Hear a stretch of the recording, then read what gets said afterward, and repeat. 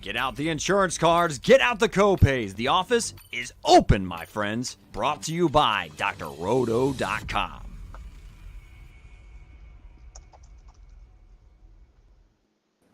And here we go. Pros with Joe's podcast, episode number 12, week number 13 of NFL action is in the books, and we are here breaking down another head spinner of a week and helping preview the week 14 waiver wire run just in time for the fantasy playoffs. Joining me tonight, one of our contributors over at Green Screens Media, Dr. William Cannon on Twitter, Mr. Jay Heinrich. Jay, welcome in. How you feeling about week 13 already being behind us? You know, it seems like we just started talking fantasy football not too long ago, and we've been doing, obviously, Pros with Joe shows every week, basically, and talking to all of our, great guests and people that are participating in this league. And I think that this is one of those things where with this sort of a league, you have people that really buy into what you're doing because they're connected to their cause that they're playing for. And that makes for some good stories, for some good league play. And not only has the NFL really contributed this season in terms of just every single week, always the storylines nonstop. It's been the same, in the Pros with Joe's leagues. We got a lot of awesome people here that we like to talk to, man. So, but yeah, and one of them here, we'll go ahead and bring in our guest tonight at this time. He's the head of content at Fantasy Alarm, host of the Fantasy Alarm Show on SiriusXM Fantasy Sports Radio, Monday through Friday from 5 to 7 p.m. Eastern. Co-host of the Cash It podcast with Adam Ronis. You can get that on iTunes, Spotify, basically anywhere where there's a podcast, you can find these guys. Fantasy sports writer for the New York Post, where he works on NFL wagering content. He was NFL wagering content on Pickswise.com. We got there. He is the man, Howard Bender. Howard, welcome to the show tonight. Thanks for joining us, man. What's going on, guys? Thank you so much. I sounds for that intro, man. It sounds like I work a lot, man. I'm gonna take a vacation. Yeah, man. Yeah, I got tripped up. There's so much stuff going on that you have. It's all great stuff though. But yeah, thanks. We appreciate you joining us, man. Thanks for taking the time. Obviously, you're a busy guy, so thanks for taking some time, man. No, man, absolute pleasure here. I got brought into the Pros with Joe's. From Eric. Actually, John and Pemba put me in touch with Eric for all of this. I love what you guys do, man. So first off, thank you for that. Thank you for bringing this, kind of a platform so that we can talk about charitable organizations and stuff like that. I think that this is a great opportunity. I think you guys do amazing stuff here. Yeah, I would definitely appreciate you carving some time out of your very busy schedule to hang out with us tonight. Definitely appreciate your participation in the league. You mentioned John. He is one of our day ones here at Pros with Joe's, and he is representing the family well onto the playoffs here. You mentioned a moment ago off the top that this is your first year participating in the league. So for those who aren't familiar or for those who need a little bit of a refresher, why don't you tell everybody out there listening who it is that you're playing for and why that cause is meaningful to you?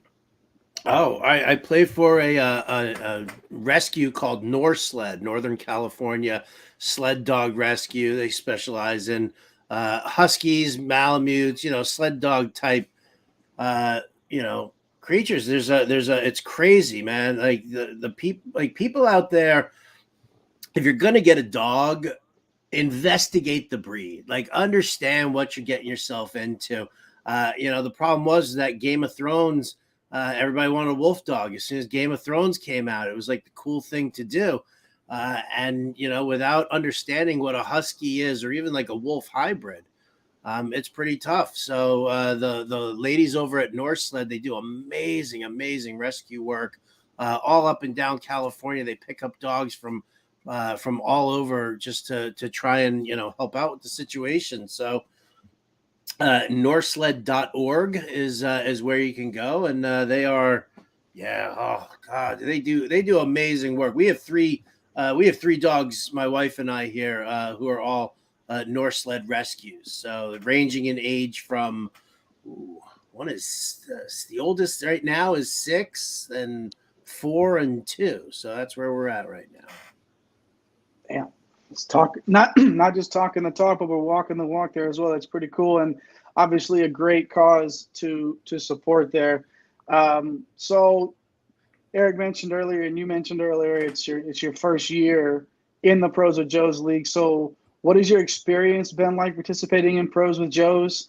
It's obviously a very unique format in terms of your roster because you have the one quarterback and then everything else is a flex position. So it's a much different approach than many of the leagues that we play in.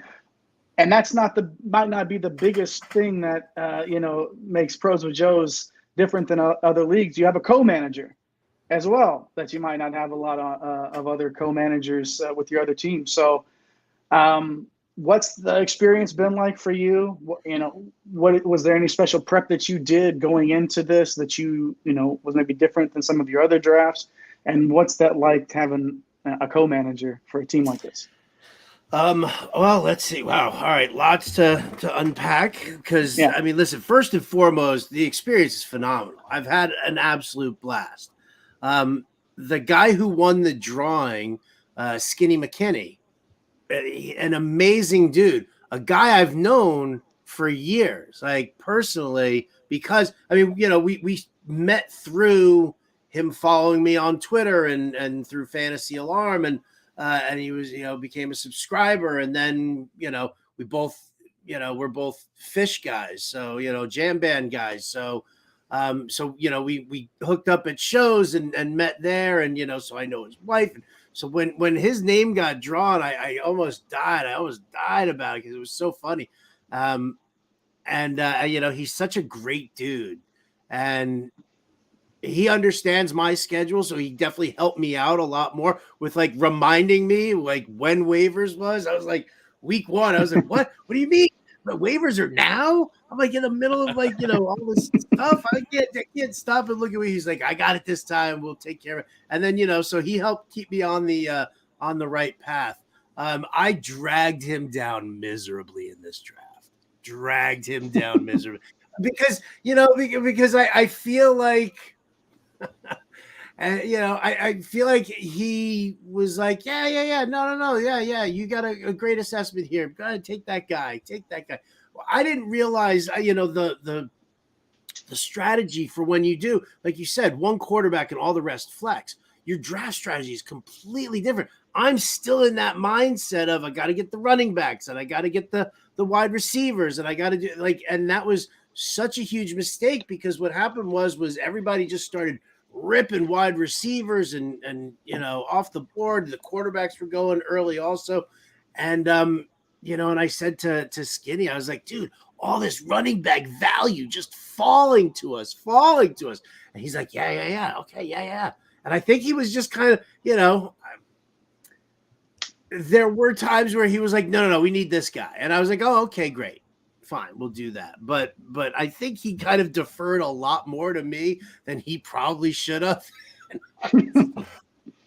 Our team came out so bad, so awful, with like just a string of running backs where we were just like, because everybody just kept taking all the wide receivers. So by the time we were in like the 5th or 6th round, it was like you were like looking like Isaiah McKenzie was your wideout still available. And meanwhile, we're like, oh, I can't believe Chase Edmonds is sitting here on the. And so I mean, it's been hysterical. Our team, we tried to like wage a comeback through waivers, but I mean, when you go through it and it's flex, I mean, everybody just the depth was taken off the board so quickly. And so when I come back next year, I know exactly how I'm going to draft. And so Skinny, if you're listening, I'm super sorry, man. My bad. I always tell everybody, the first thing that I always say to everybody, read the league rules immediately. Before you even say yes to joining a league, read the rules. And there I was on draft day. Oh, they're all flexes? Oh, okay. So great time, great league. Partner is amazing. He's an unbelievable dude. And I mean, like as the season went on, we would like hit each other up. We'd either call or text and be like, what do you want to do? who you think, and yeah, okay, let's do it. And you want to put those bids in, you want me to do it, I can do it. Okay, great. So it was completely harmonious. It was absolutely fantastic. And our team is terrible, but we had a good time. Yeah, if nothing else, I think the two of you definitely were contending for having the best time during the draft. And I think I've heard you a couple times on air talking about Tuesday waiver runs being the bane of your existence. So maybe that was about this league, maybe it wasn't, but we try to do it so that we can talk about waivers here before they run for the majority of leagues out there. Looking at the waiver run from this week, now that you are unfortunately on the outside looking in for the playoffs, you are locked out of waivers. But I want to know, kind of for the other leagues out there, or some advice for some people that are listening. What is kind of your priority ad on waivers for a player to contribute during the playoff run? I mean, when you're dealing with your playoff run, see, here's the funny thing, and I deal with this with a lot of guys. They're in like the Fantasy Alarm Discord, and they're like, oh, should I drop this guy and add this guy? Should I drop this guy and add this guy? And quite often, it's a lateral move. Like you're spinning your wheels. Yes, there are speculative ads out there who are probably available. People are super in on Cook from Buffalo, right? Who doesn't want James Cook? We think he's gonna, kind of eat into the workload of Devin Singletary. We've seen Buffalo run the ball hard as the season, gets further in. They also kind of want to, spare the wear and tear on Josh Allen, I'm sure. So I think Cook is definitely a guy who, is somebody that you can go after as long as you're not dropping somebody off your bench who's like a legit player. Like I've had people who are like, well, should I drop Cook? Should I drop Pacheco to add Cook? And I'm like, what? Why would you do that? I mean, there's so many people out there who don't understand that you don't have to put in a waiver claim each week. It's about what you need.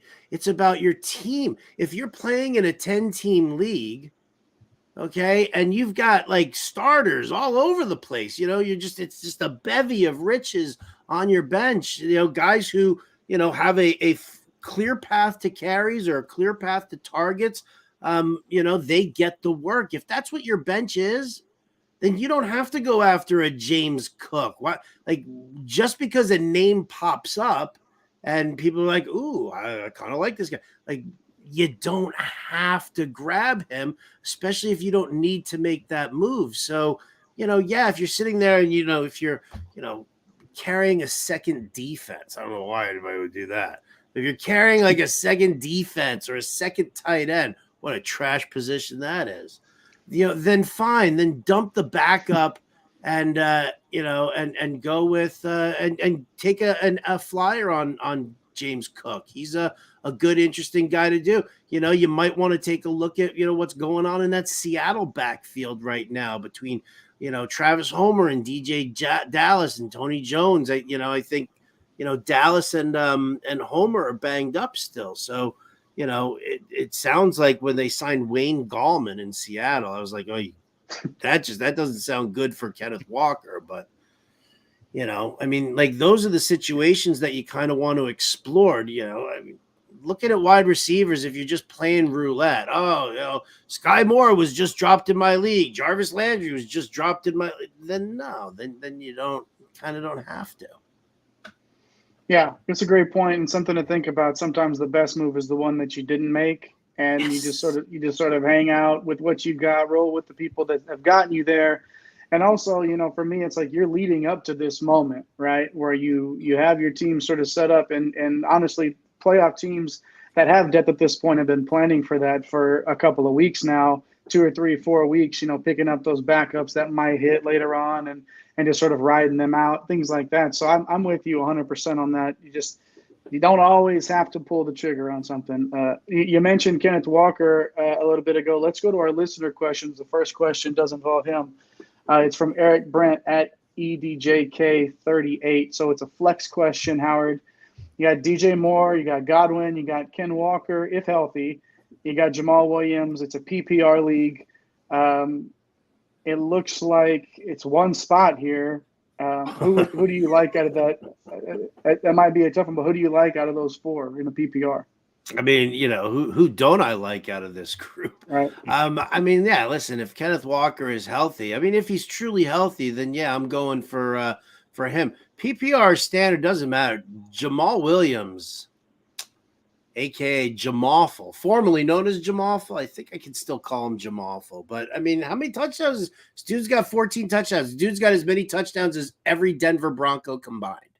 So, I look at Williams as being a guy who's just a must start. I get it. There's upside with Godwin, but look what happened yesterday. I mean, did he really do anything? He got that touchdown called back, but I mean, it's hit or miss sometimes with Tom Brady. And as much as I like what DJ Moore and Sam Darnold did, again, not something that you want to like wholeheartedly rely on. Dan Campbell gives Williams the rock. He loves running him at the goal line. He gets touchdowns, and that's kind of what you want to get out of your flex spot. It really is. It sounds like we've got Senior checking in here in the comments, agreeing Jamal Williams, a PPR legend, historically so, but this year they really love using him in those goal line and red zone packages, right? So they've got a fantastic matchup coming up against the Vikings. I don't expect them to all of a sudden stop giving Jamal Williams these red zone touches. So definitely like that call, assuming Ken Walker is in fact unavailable. Our next question is coming in from more or less one on Twitter. 1-for-1 question: James Conner or DeAndre Swift? They added a little bit of context. They are also starting Kyler Murray at quarterback this week. Ooh, yeah. See, it's tough going with that quarterback running back tandem, but for the same token, Swift is in that timeshare and he sits behind Williams. So, James Conner gets the work. He gets all the carries over in Arizona, and I mean, yeah. Again, it's not. I mean, in season long, it limits. It's more of like a limits your upside kind of a situation in like a DFS and like a GPP lineup. But if you're talking about like season long format, you got to start the guys who are going to touch the ball the most. And James Conner will probably just touch the ball that much more than DeAndre Swift. So I'll lean him. Yeah, I totally get that, and I think you just got to start. Volume is king in fantasy football, and Yes. if you know you're going to get something out of it, it almost just makes the most sense just to go with that volume. And I think Swift touch wise maybe even getting towards 60-40 over Williams, but like you said, Howard, who's getting the goal line touches, 14 touchdowns at this point in the season. It's just what you're going to get there too. So if I had to think who's going to score the touchdowns for this team, I would also go with Connor there and not necessarily Swift in that situation. We have another listener question here, Howard, from Darkside Dogs at Darkside DOGGZ, needing a running back and 2 flex here, Howard. So we've got Miles Sanders, Damian Pierce, Terry McLaurin, Darius Slayton, DJ Moore. So one of those running backs and then 2 flex out of the remaining. All right. Well, Terry McLaurin is on a bye week, so he's out. We'll skip him. Easy call. Right. I'm so good at this. I'm sorry, Skinny. It was a terrible call to get all those running backs. I don't know why I did it. So the running back who I like in this matchup here is Miles Sanders. I got to go with Miles Sanders. The Giants give up a significant Giants. How about this? The Giants DVOA 27th against the run, 27th against the pass. Also, really disappointed. They're giving up like 145 to 150 rushing yards per game. They've given up like 11 rushing touchdowns on the year right now. So it's a soft run defense. We've seen Miles Sanders get the work. I mean, man, everyone was so down on him coming into the season because he didn't score a touchdown last year. If you want to talk about touchdowns being fluky, think about that. Miles Sanders didn't have a single touchdown last year, and he's got what? How many right now? I don't even know. It's a lot. It's a bunch. So, I look at what's going on over there. I think that this is a great, offense right here for the Eagles. Jalen Hurts, working out of the RPO. I think that definitely helps Miles Sanders as well. He's getting good volume. If you're getting 15, 16, 17 carries, touches, out of the backfield, he's not really doing a lot in the passing game. He's only getting 2 or 3 passes in a game. So that's kind of a bummer there. But, for me, I still think that, Sanders just gets enough work and he's getting into the end zone on a reasonably regular basis. So I'll go with Miles Sanders there to start. I'm going to go with DJ Moore as the first flex. I dig DJ Moore and the quality is there. Sam Darnold, scary enough, might be the best quarterback that the Panthers have dealt with. I mean, Baker Mayfield was atrocious. PJ Walker, very limited upside, and I don't even remember who was the last one. Whose name am I forgetting? Was there another one, guys? Who was it? So we had Dameon Pierce and Darius Slayton. Oh no, I was talking about who the Panthers quarterbacks were this year. I know who the choices are. Did you just want me to do it? DJ Moore, Miles Sanders, and then the other flex. I want to say Dameon Pierce. I want to look and see what Dameon Pierce's rushing yards prop is going to be, because if it's, back in the 70s, again, it's Dallas. That's the problem, is that he's running up against Dallas, and Dallas could just, game flow him out immediately. So let's go Sanders, let's go Moore, and let's go Darius Slayton. I think Slayton will be fine in the, in this matchup. The Eagles take their foot off the gas in the second half, and I don't think Darius Slay is going to be shadowing Darius Slayton. So I'll go with that. Slayton, Sanders, Moore. Not mad at it at all. Cleaning up your question about remaining Panthers quarterbacks, Sam Darnold, PJ Walker still hanging out there, and they've got the rookie Jacob Eason rounding out that QB room. That was the other guy. Eason. Yeah.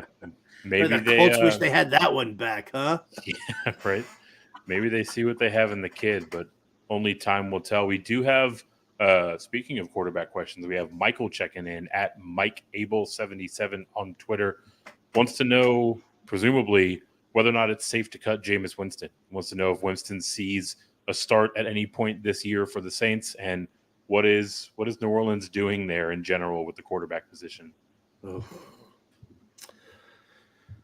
I don't really know what they're doing over there. They're doing the Andy Dalton, Taysom Hill truffle shuffle, I guess. I don't really know. I mean, it's just, Jameis Winston, Dennis Allen does not like Jameis Winston. Clearly Carmichael is not a fan of Jameis Winston either. Listen, the dude's got fractures in his back. I'm sorry, but if a doctor said to me, Bender, sitting at your desk with fractures in your back is gonna, make it worse, I would stop sitting at my desk, right? So Jameis, if a big lineman wraps you up and hits you and you got fractures in your back, it's gonna paralyze you. So I mean, I don't really get the medicals behind the whole thing. I wouldn't do it. I don't think Jameis Winston starts another game or plays another game. And what we'll see if anything bad were to happen to Andy Dalton, I think they would just say, you know what, screw it. Let's just roll with Taysom Hill the rest of the way and leave it at that. I mean, I think that this team is sort of, that loss on Monday Night Football was kind of like the nail in the coffin, really.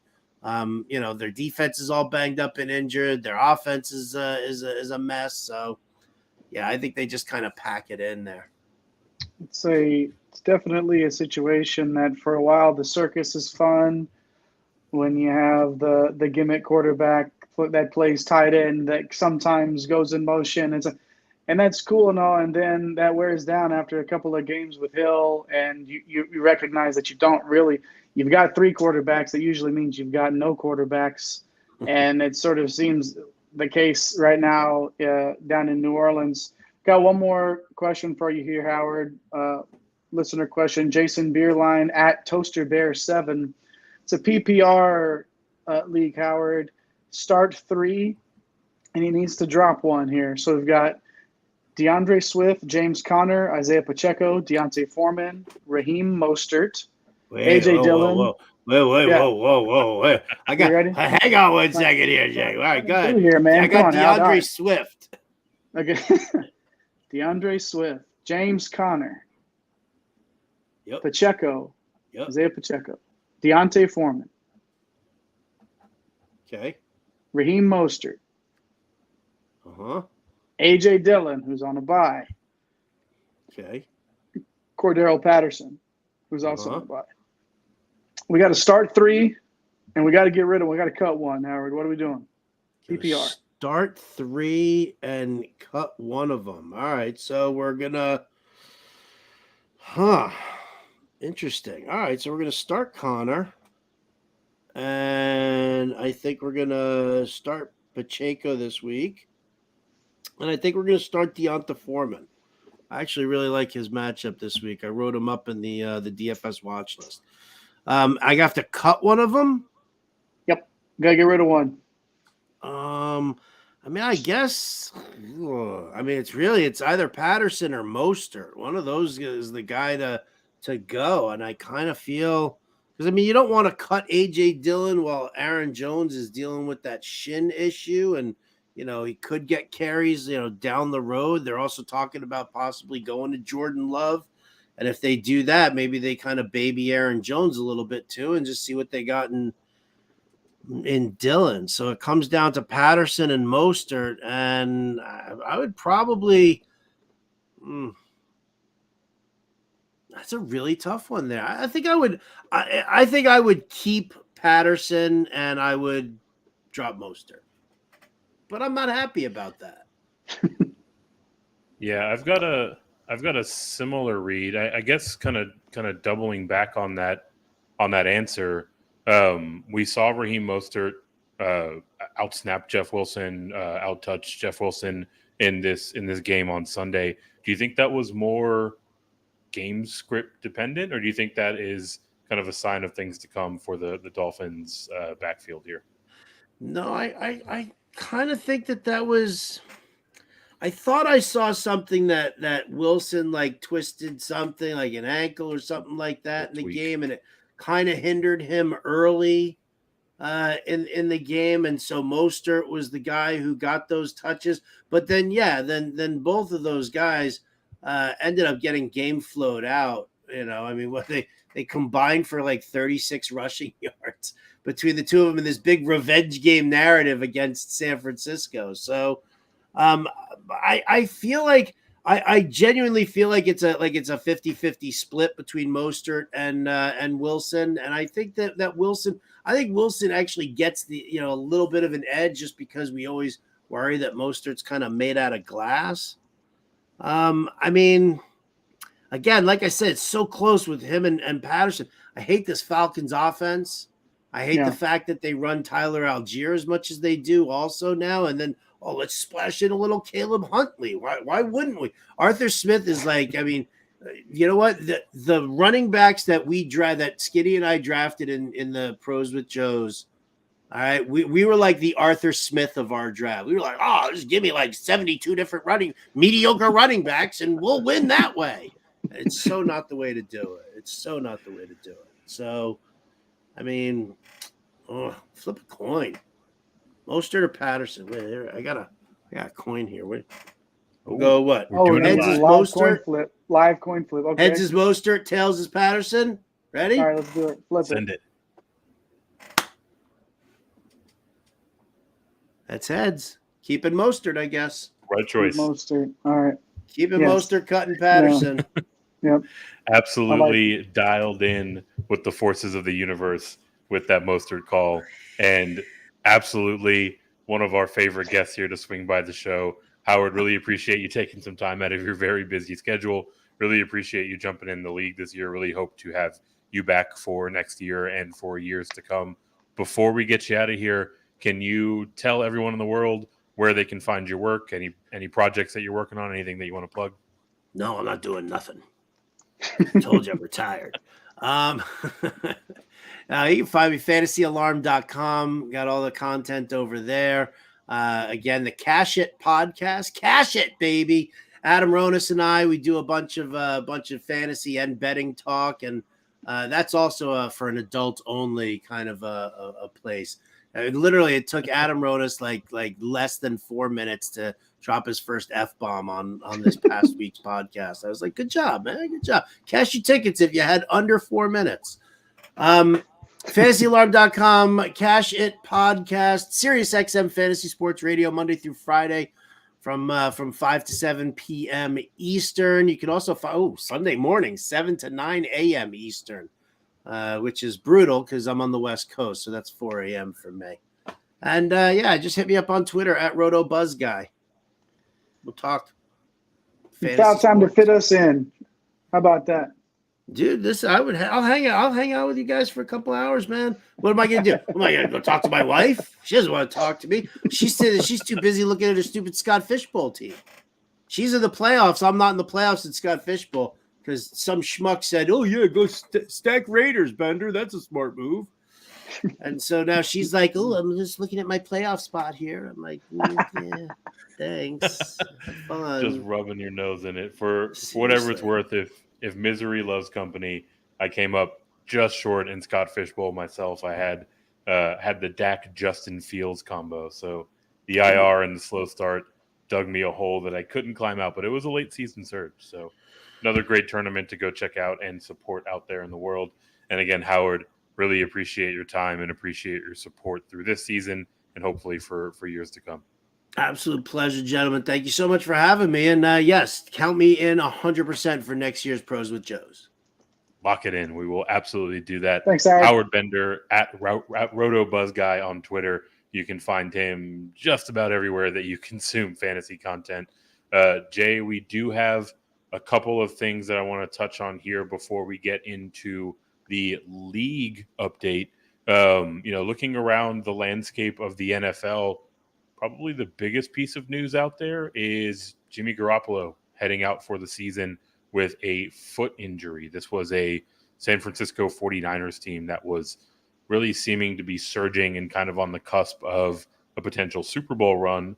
We saw Brock Purdy come in and play okay-ish, maybe well enough to keep them winning games. So wanted to get your thoughts first on Purdy now that Baker Mayfield is a LA Ram. It doesn't sound like there's going to be anyone fighting for that starting job with Purdy. So what do you think about Purdy, and what do you think that his impact is on this San Francisco offense on the whole?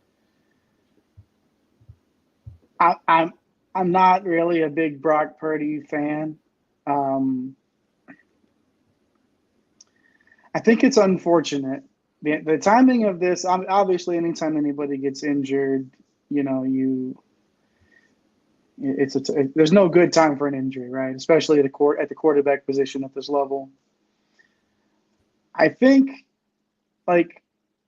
Jimmy Garoppolo is one of the more underappreciated quarterbacks from an NFL standpoint. I don't mean let's push the fantasy aside for 1 second since we're just talking NFL news and notes here. I think Jimmy Garoppolo is far more underappreciated than he should be for the way that he leads his team and finds ways to keep his team in games to win games. I think that's going to be the difference with Brock Purdy is you have a guy that just does enough to get it done, usually doesn't make the big mistake, in the grand scheme of things can win you more games than he loses. And I think Kyle Shanahan's going to have a difficult time being as creative as he likes to be with Brock Purdy. So back from a fantasy perspective now, this is a huge downgrade for the rest of the season for anybody that you might have that's a 49er on your roster. And it sounds like Garoppolo could be back for the playoffs now. They're saying this could be a thing where it's not as bad as they originally thought. They're shooting, for this, if they make the playoffs, for him to maybe be available.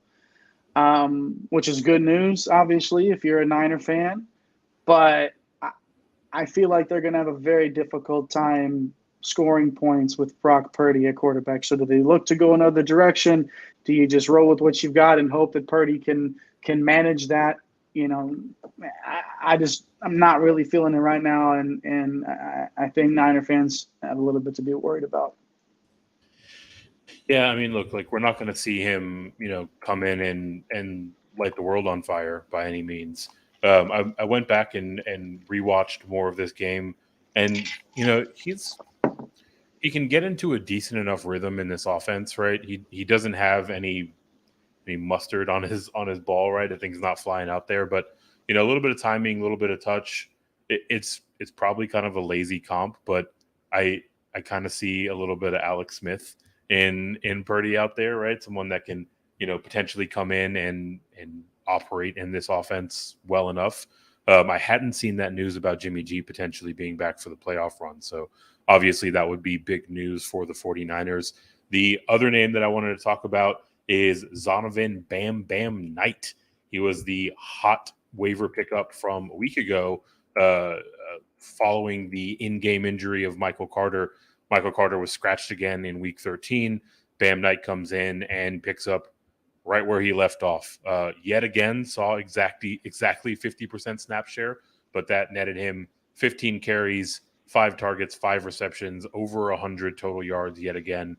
An RB11 finish on the week. So, it seemed like Michael Carter was, sort of at least improving a little bit week or day over day at the end of the week, but was still ultimately ruled out. Do you think that Zonovan Knight is the real deal? And do you think that even with Michael Carter back, he might actually have done enough to wrestle this job away? This is not a situation that I necessarily want to have to make a decision on at this point. I would hope that my roster is in a good enough place where I wouldn't have to be flipping a coin on Jets running backs in week 14. But I do think that he's worth, whatever you've got left in your fab, especially if this is your first round of the playoffs. You're an underdog. You gotta, if you're needing somebody in a spot here to take a shot, to make it to the next round. If he's not already picked up, which it's highly unlikely, but if he's not, you got to grab him for whatever you have left in your fab budget or whatever, if he is somehow available. But I think you got to really – that's in one of those situations where it's all in your all or nothing mode. I'm not necessarily – I don't want to have to make this decision right now. I don't like that offense. I don't like – the timeshare that I feel like is coming because they're not just going to push Michael Carter to the side, I don't think. And it's just too much of a 50-50 iffy situation for me. I'd be out on it if my playoff life depended on it. I think I'd be out on Knight.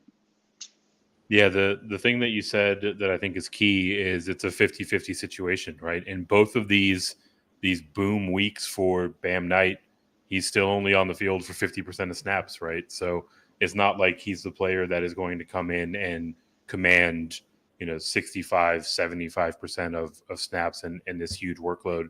But on the other side of that coin, he's still getting it done on just 50% of snaps, right? So I think he's someone that is interesting to acquire. I mean, we're heading into week 14. There isn't really a whole lot of hope that another name is going to emerge out of nowhere. He's out there in 53% of Yahoo leagues. I was kind of surprised to see that. So sounds like a lot of people proceeded with caution last week. If nothing else, any running back who's going to get, mid-teens carries any week is someone that is worth a roster spot. And we're getting to the playoffs, right? Like, even if you don't necessarily need him, if you have an available bench spot, keeping him away from a potential opponent is a strategy that is worth taking a look at. Yeah, and Howard was saying earlier, you don't always have to make the move, but if you look at a situation like this and you've got someone that could be a flex for you towards the end of your bench that over the past couple of weeks has really taken a back seat, I think it's something to consider, especially like you said, if it's 53% of Yahoo leagues, that's a considerable amount. That was a bigger number than I really thought I would hear there. So if it's worth it, you make that pickup right now, especially in crunch time. Whether some leagues this might be the week before your playoffs, other weeks, other leagues this is the start of your playoffs. Just sort of depending on your format. So Yeah, it's a tough call to make. But again, if you're in one of those all or nothing modes and you're looking for the upside, we've seen it with Knight. And that's the thing is, your eyes do not deceive you. The eye in the sky don't lie, as the coaches like to say in the film room. And we've seen him produce, and that's the enticing thing about Knight here. So I don't like the offense. I don't like anybody attached to it, really. It's too much of what's up in the air on a weekly basis. But very intriguing. Yeah. Yeah. So certainly someone that needs to be on the radar, a player that was on the radar seemingly for every day of the last 2 years and made his NFL debut for the 2022 season is Deshaun Watson. Saw him have the return home to Houston in his first game back because the NFL loves the storyline, and we promptly saw Kyle Allen throw more Browns touchdowns than we did Deshaun Watson. So looked pretty woeful in his first game back. Do you think that was more to do with a 2-year layover between NFL game speed action, or do you think that might actually be a sign of things to come? I think it's a combination of both. I think that the rest of the season, I don't have any Watson shares. I did not take time in any of my leagues to invest anything in him, not even just a roster spot. 2 years away at this level is a lot for anybody to overcome, even somebody as insanely talented as Deshaun Watson. If you were going to come back against any defense and look remotely, good, I'll just use that as the best superlative because he didn't even come close to that. The Texans would have been the defense to do it against. Yet, it didn't take much because Houston doesn't put up much of a fight, and Watson goes 12 for 22 for 131 yards and a bad interception. Rushed the ball a handful of times. I'm avoiding him, man, on from the fantasy perspective I have all year. And I do think just in general, like is he going to flash? Of course. He's a superhuman athlete. But I don't think the Browns are going to go on this insane run rest of the season because he's back. Yeah, for me it was a bit concerning, right? I expected a fair amount of rust to start the game, but to your point, if there is ever a defense to really, have an on ramp to game speed with, it's these Houston Texans, and he didn't get there, right? So, the point that persists that you made, he's an insanely talented athlete. At least he was 2 years ago when we saw him on the field last. I do think that ultimately that skill set will rise to the top, but I'm concerned that this rust is going to take probably the majority of the fantasy playoffs to really shake off before we see him get back to, even a fraction of himself, which would be an improvement from what we saw in Week 13. That does it for our news and notes around the NFL. Let's jump into the charity league itself. Because we are now kicking off the playoffs, we have narrowed down the field from 56 down to 20 remaining teams. Waivers are a little bit lighter, right? Only 5 teams remain in each conference. Those are the only 5 teams that are able to add players. Let's kick off here with the season-in conference. 3 adds were made.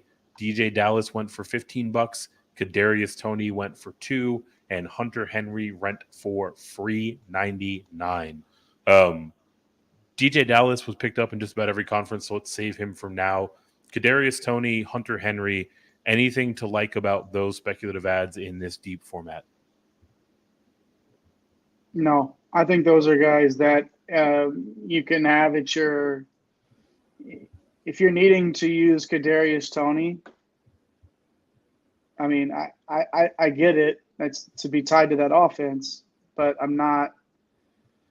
Neither of those really jump off the page, and I'm curious to see how those will, if those players would even slot in. Hunter Henry is bounced around. He hasn't exactly had the great year. Bounced around in terms of his value throughout the season. You know exactly what you're going to get there. Tony for $2, I guess, for a roster spot, just for the upside alone, especially if you have the fab bucks to spend. And you talked earlier about the strategy of keeping people away. And if you don't want the people that are still in this playoff hunt to have access to that offense in any way, then you pick them up for $2. So I like it for upside, but the Tony, neither Tony or Henry really. I'm hoping I'm not having to use those guys right now. Yeah, it was kind of a head scratcher to me as well.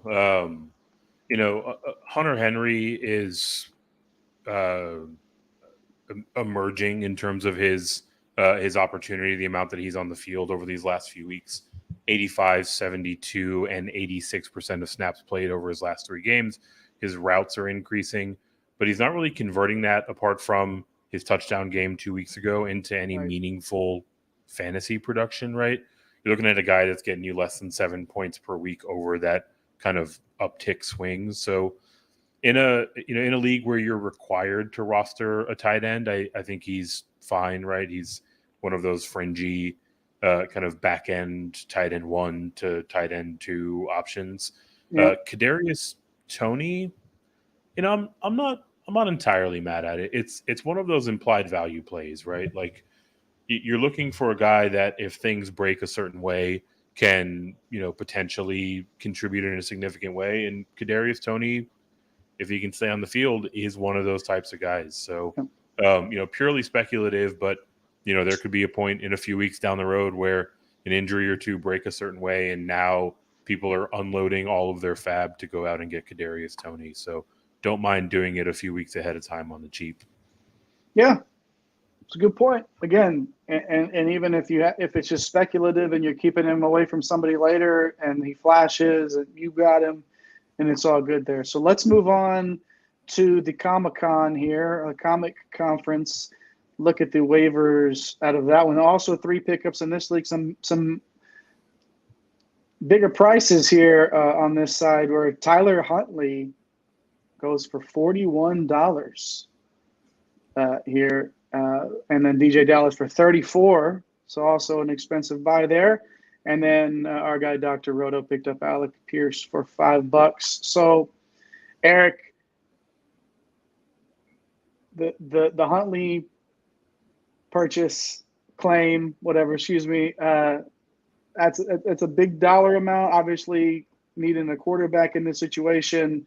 How do you feel about that in this situation, when you know that everything's down to only a handful of people? And why do you think that he felt the need to spend $41 on Huntley?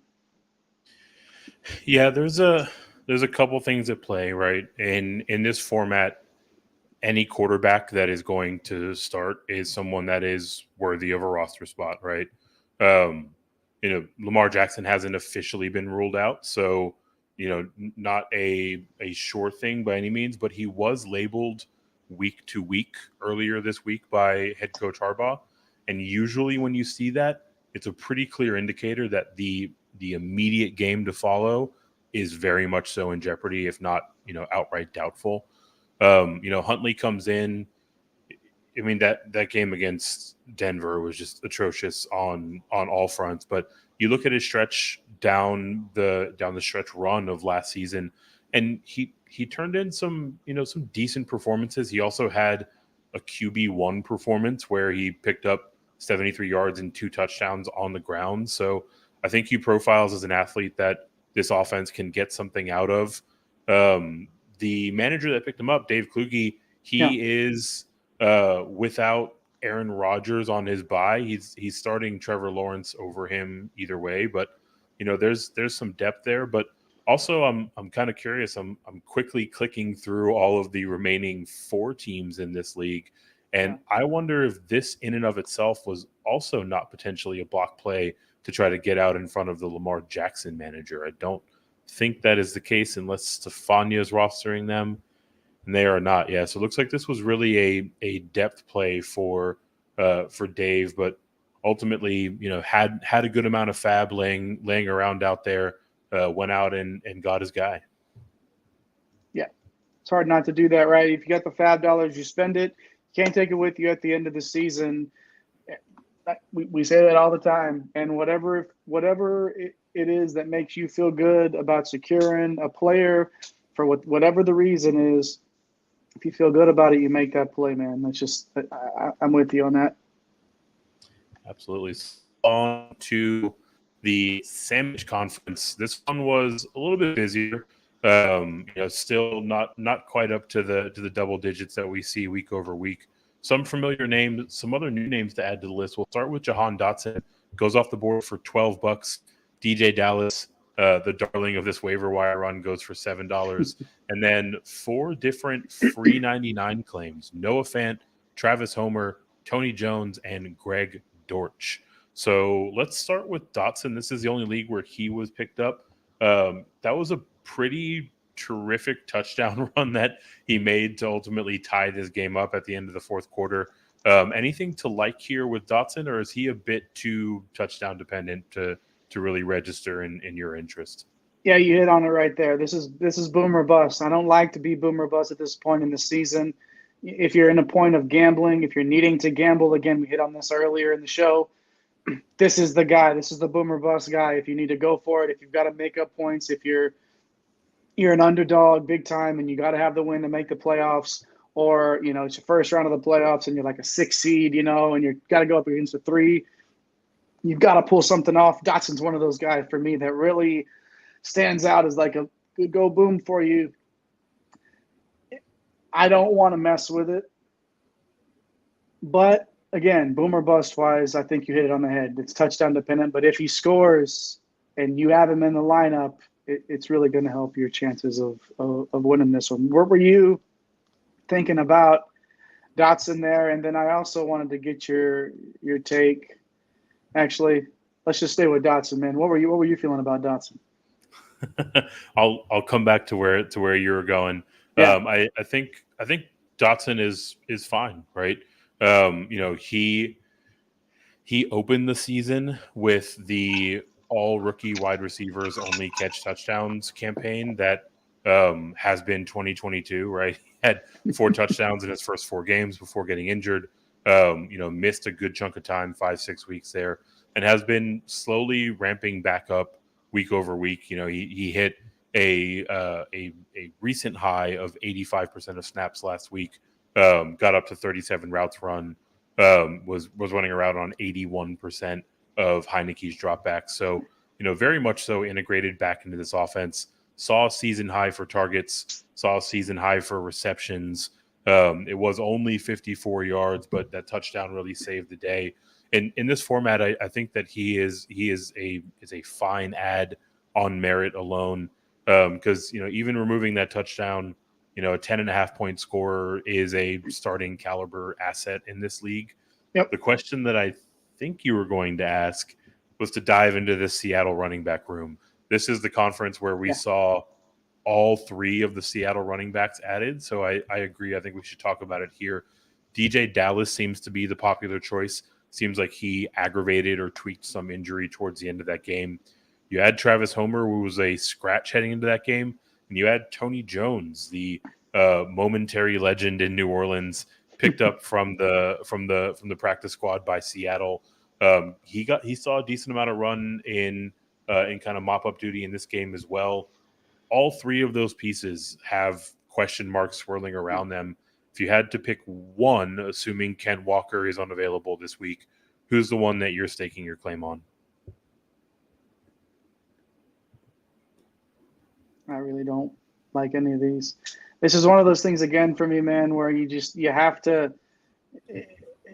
You don't even know. You have no idea the percentage of how this pie is going to get cut up. You don't. It's a guessing game. And Howard earlier was sort of halfway joking when he flipped a coin. And this is one of those things where you see like DJ Dallas got some carries and he looked, okay, and then you got someone coming back that didn't play. It was a scratch, and then you got some. And you don't actually know if you're a Seahawks fan, you're hoping Walker's healthy. Obviously, that's your key here. But I guess if I had to pick,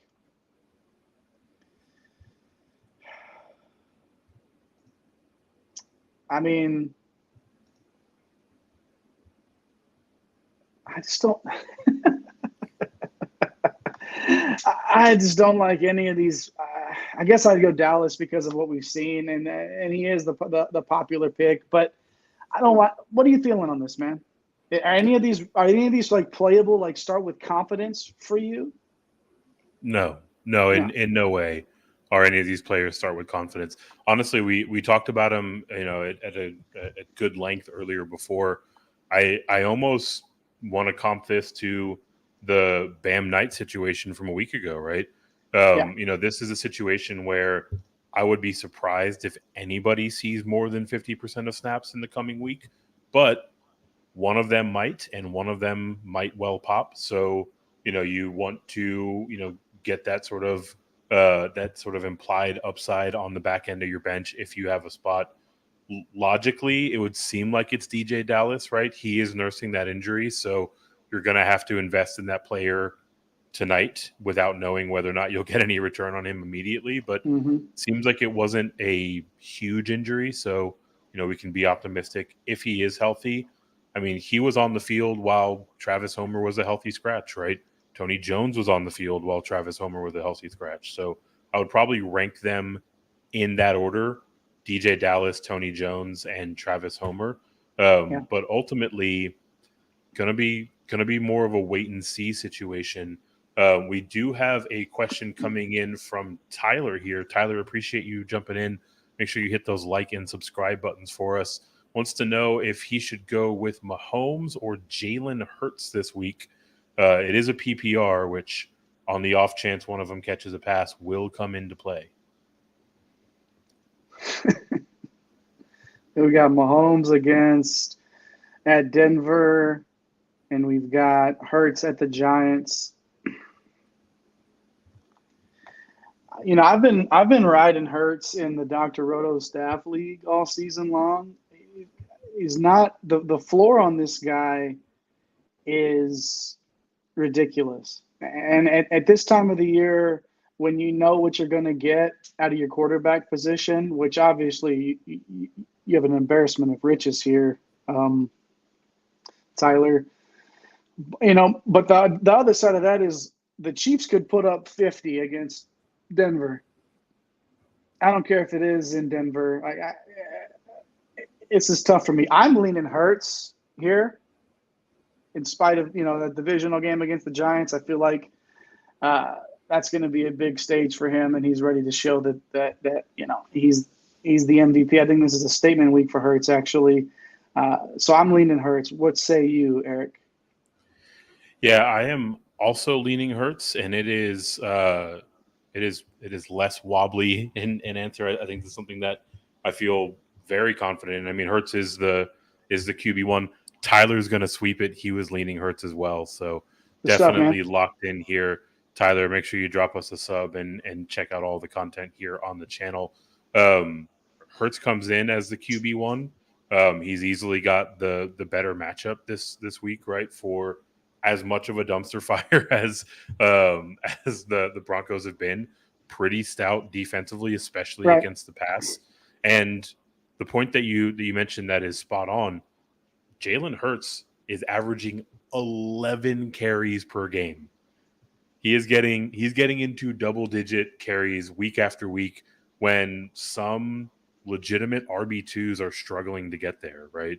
And that just offers such a safe floor, and it offers you so many outs to so many paths to getting there, whether it's him rushing, whether it's him taking advantage of the Giants defense that has its holes. So we're both leaning Hurts here, and we are definitely keeping our fingers crossed and lighting some candles for you so that you can get this bye week for your playoffs starting up next week.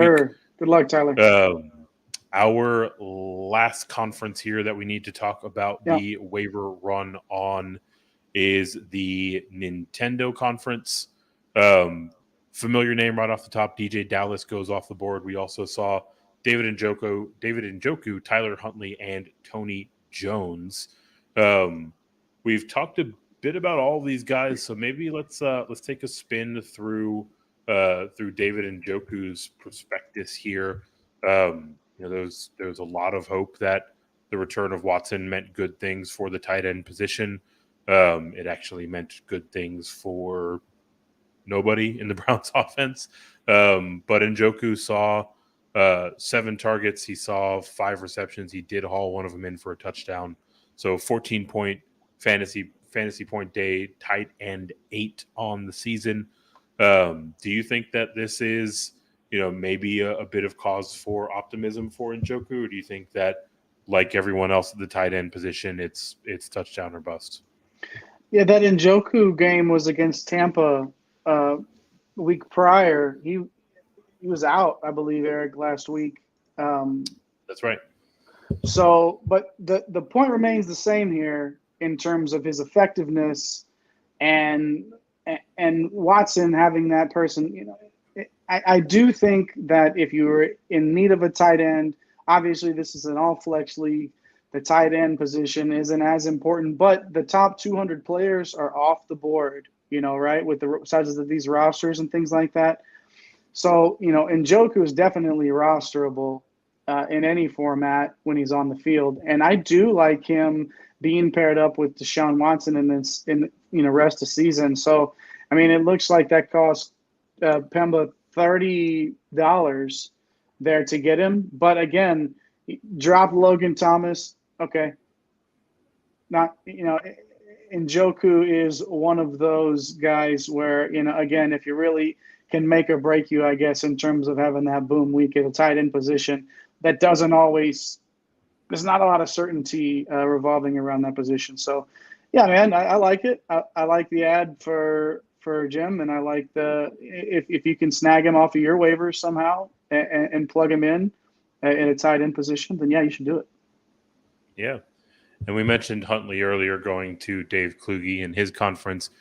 Jordan Fiegelman was the lucky winner of the bid on Tyler Huntley, which is a good thing because he, in fact, is the Lamar Jackson owner in this league in particular. So it's got Justin Fields on bye this week, so we'll be able to plug in Huntley here immediately as we shift into our playoff round, which is entirely points-based, right? So to go into that first round of the playoffs, that is going to yield our 8 highest scorers heading on to the bracket round.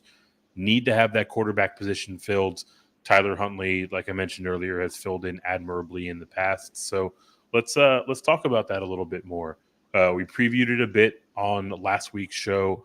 All 56 of our teams are whittled down to 20 in the first round of our playoffs here. Each of our 4 conferences is sending 5 teams. Each of the division winners on record, and then the 3 remaining highest point scorers. So in the season and conference, that looks like Gab Gowdy and Jim Coventry each winning their respective divisions. And then we have Jeff Bell, we have Shane Barrett, we have the team over at Losing Sucks making their way in on points. For the Nintendo division, Jordan Fingelman, the aforementioned, and our friend of the show, Akash Patel, making their way in on division titles. Points going to John Mpemba, going to Zach Berger, going to Rumboy's Robbie. Looking at the Sandwich Conference, Jordan Loop wins his division. Alex Korf wins his division. Justin Henry, Jen Polvote, Joshua Cho make their way in on points. And then our last conference here is the fan favorite Comic-Con that has Jeff Hasley making his way in on the division, as well as our very own Dr. Roto. And then points all sticking in Jeff Hasley's division, the Batman division, Britt Flynn, Stefania Bell, and Dave Kluge all punching their card on points. So we're now looking at 20 teams heading into week 14. Like I mentioned, it is a points-based advancement in this week. So all 20 of these teams will come in with their weekly scoring average already on the board. High point scorer in the league, Akash Patel, 10-3 record, scored just under 1,900 points. His weekly average is 144 points. Other end of the spectrum, our friend Rumboy's Robbie made it in about 1,500 points, 1,539, gives him a weekly average of 118 points. So this week, all of these teams will start with that weekly average, and then their scoring will go on top of that. The 8 highest scores after this week advance into the bracket that start in week 15. So lot to cover there, getting everyone into the dance. But any immediate thoughts on teams that you think are well positioned, or on how this format might influence your strategy? It's such an interesting, awesome way to do this.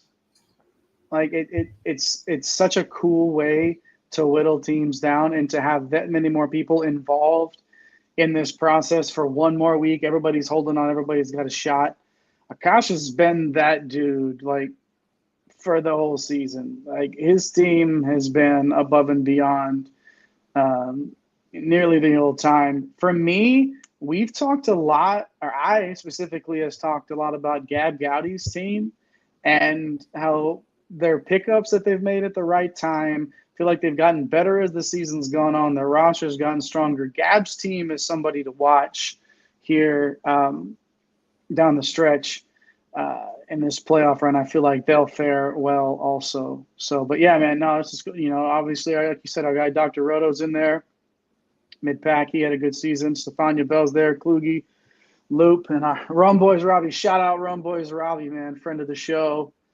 It's a cool cat right there, man. It was fun to talk to. So, but yeah, man, this is such a cool format, and it's going to be fun to see who comes out of this with sort of the reverse bowling handicap system. Like it's fascinating to me, and I think it's such a cool way to do this. We've got so many awesome people here in this league that are still in it. 20 teams, 20 pros, 20 Joes fighting for the prestigious title and all of the cash for the charity. What a time to be alive, Eric. What a time to be alive. Things that you love to see. You mentioned Gab's team, and it's interesting because there's a lot of alignment with Howard's team, right? He mentioned just gobbling up running back value all throughout the draft. She took a real similar track, right? She got Derrick Henry on board. She's got Nick Chubb on board. She's got Miles Sanders on board. She's one of the few teams that is routinely starting, 5 or 6 running backs week in and week out. So, there's definitely a number of different ways to get there, right? She comes in winning her division. She comes in, I think she's actually top 6 in total points scored on the season, right? So with this, entirely positionless approach does give a lot of agency to the managers in terms of how they want to build out their rosters, how they want to manage their acquisitions. So should be a fun ride. Definitely stay tuned to Pros with Joes on Twitter so you can get the latest on that playoff and league update. Before we get out of here, our friend Larry jumping in with one more question. He needs 2 in a PPR. Jeff Wilson, Latavius Murray, and Devonta Smith. Sounds like he is a Kenny Walker manager, but we are assuming that he is out. Before we assume that he is out, if he is in, he's starting over all 3 of these, correct? Yep. Correct. Assuming he is out, you now need to sit 1 among Wilson, Murray, and Devonta Smith. Who's hitting the pine? I think it's Jeff Wilson for me. I don't want anything attached to that offense. And Smith is it's like right receiver, wrong offense in terms of maximizing that guy. I was really high on Smith coming into the season, and I felt like his ADP was an absolute value, and it turns out that it's about right just because of that way that offense runs. We were talking about Hurts earlier. But I do think for me, out of those 3, I'm sitting Wilson, and I'll start. It was Murray, right? Latavius Murray and Devonta Smith. And Devonta Smith are the 2 for me. You in the same boat? That is precisely the direction that I'm going as well. It's not going to feel pretty with Lat Murray, but he has a stranglehold on the rushing work there in Denver. So, every now and again he'll get loose and get one into the box. Very much so what you're hoping for there. And not all that different a story with Devonta Smith, right? You kind of stack him up next to Gabe Davis, and you have two very similar sets of productions, right? You're going to have some 7-target, 2-catch for 18-yard performances.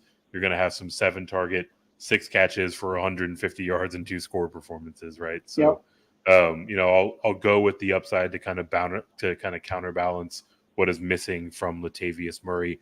That will do it for this week's episode of the Pros with Joe's podcast.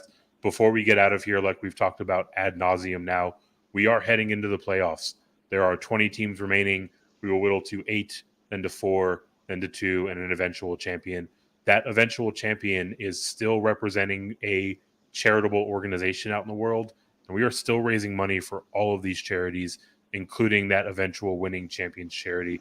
The best way to find out about all of those causes, about who still remains in the playoff pool, about the causes that they are playing for and supporting, and even to donate to that championship fundraiser, proswithjoes.com. Up in the top right corner, you can hit that donate button. Give a little, give a lot, whatever you can spare. It is the holiday season, so it is the time to do it. And we absolutely want to bless one of these organizations with a nice donation at the end of the year. So proswithjoes.com, check out all of the charities, donate if you are so inclined, and we will see you all in the next one. Thanks for stopping by the office. Get your fantasy prescription by subscribing to the channel and checking out drroto.com. And until the next visit, be well and take care.